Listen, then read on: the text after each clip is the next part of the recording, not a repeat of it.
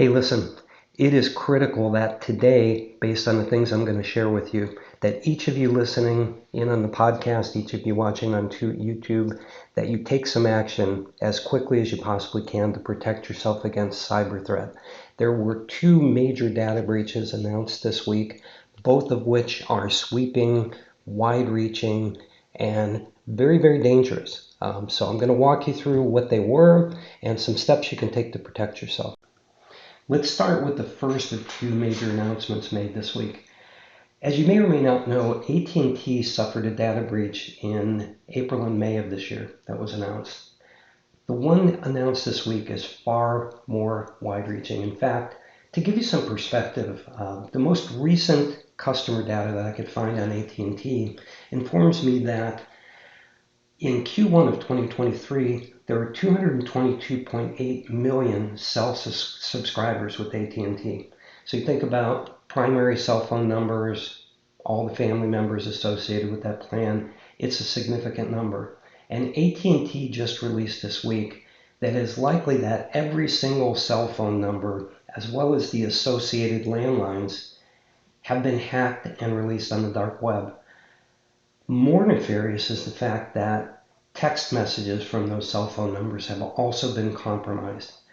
And I just want you to think about the implications of your text messages. Certainly, first of all, bad actors, cyber criminals, can use cell phone numbers to spoof your number and make calls and make it appear convincing.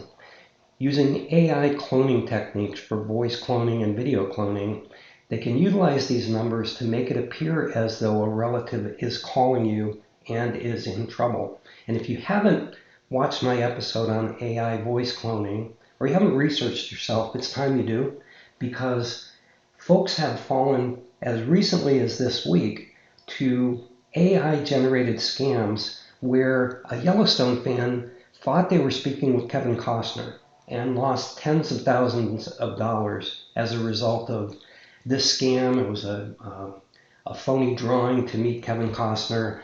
They actually met the AI replicated Kevin Costner in a meeting, and this AI replicated Kevin Costner was so convincing that the person sent their money in, only later to find they'd been scammed. There are countless cases of voice scams. I highlighted one in a previous episode where a couple in Pennsylvania fell victim to what they call the grandparent scam, but it can be employed against parents, any loved one really. They got a phone call from someone presenting themselves as a police officer, and they said, "We have your daughter in custody. She was drunk driving. She struck another car.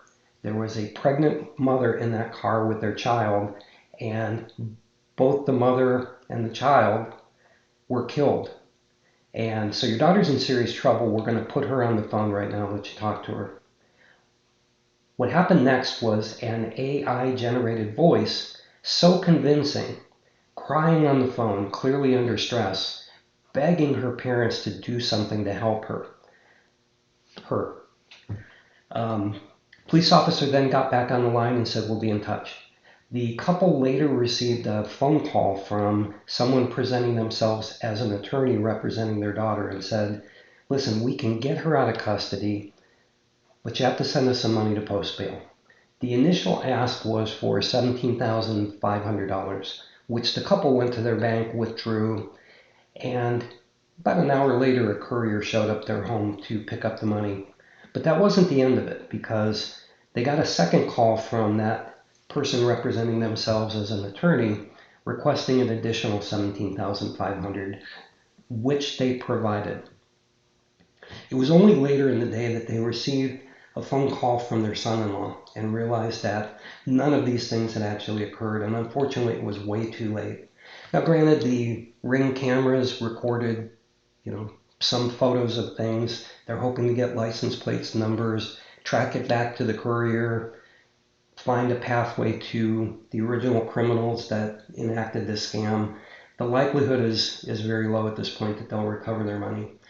As a very quick side note on this topic, if you haven't done so already, set up a safe code with your family, with your loved one, with your friends, whatever that might be. Potato, potato, Joe Biden's nose. Whatever you want to pick out of the blue, make it random, make it memorable, never ever post it online, and say to each of your loved ones and friends, listen, if you get a call from me or I get a call from you, we're going to do a validation exercise. I'm going to ask you for this code, and if you give me the right code, I'll know it's you, and if someone's impersonating you and calls me pretending to be you, then I'm going to know that, this is a scam and I'm going to be able to protect myself. So super, super important. But I want you to think about the potential when people have access to your text messages. I don't know what is in your text messages. Certainly nothing that I feel is nefarious, but could there be, text messages about a loved one who perhaps has fallen ill? Could there be financial conversations happening?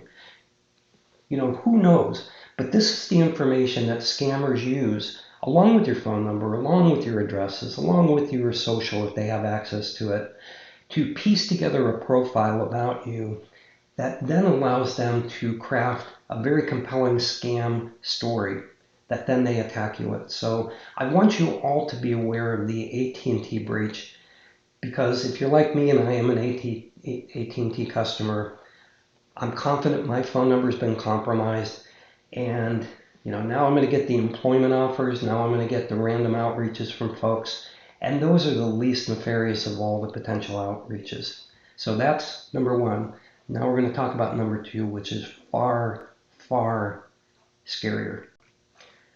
This is truly the Freddy Kruger of data breaches, in my opinion, and I think you'll agree after you hear a little bit more about it. So, hacker Obamacare not just announced, but also released passwords, over 10 billion passwords.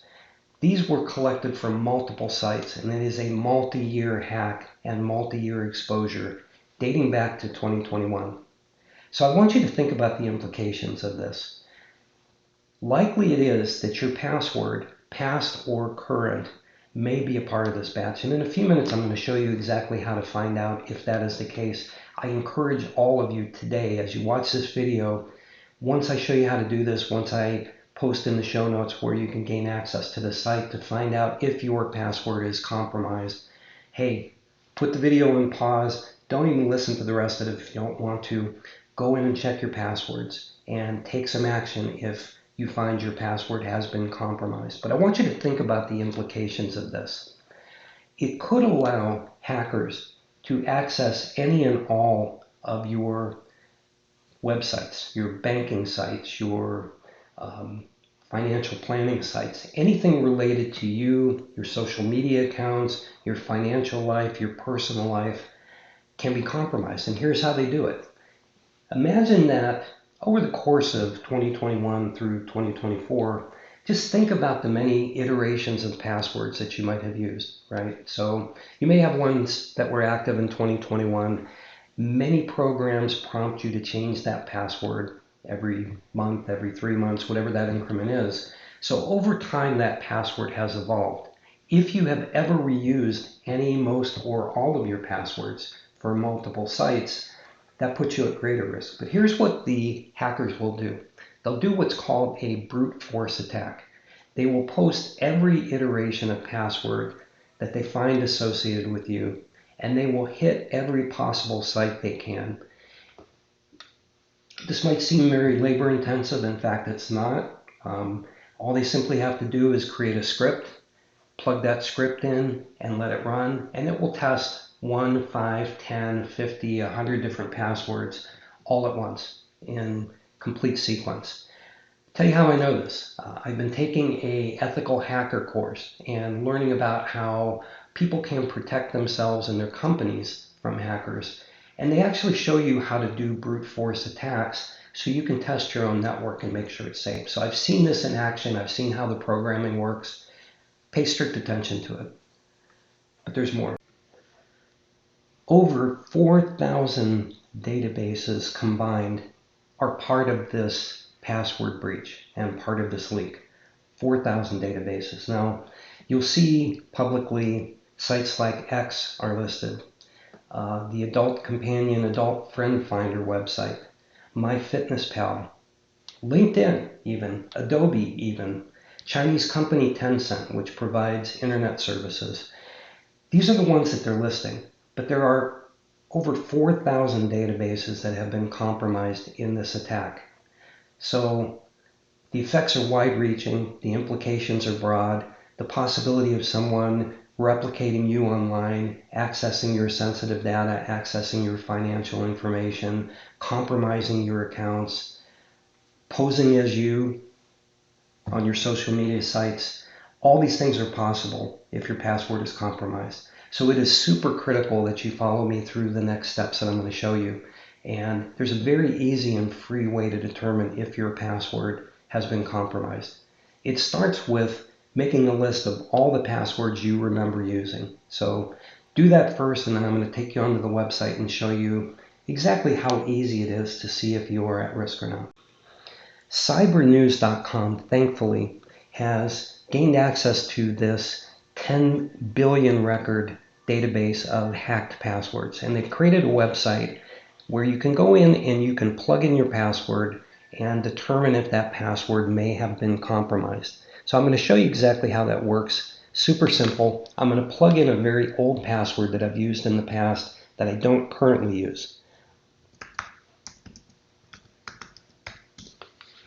And as you can see, it's that simple. Plug in your password, check now, and if you were part of this compromise, which in fact one of my very, very old passwords that I stopped using maybe 4 years ago was part of this hack. Fortunately for me, I've gone in and I've used some password manager tools to update, upgrade.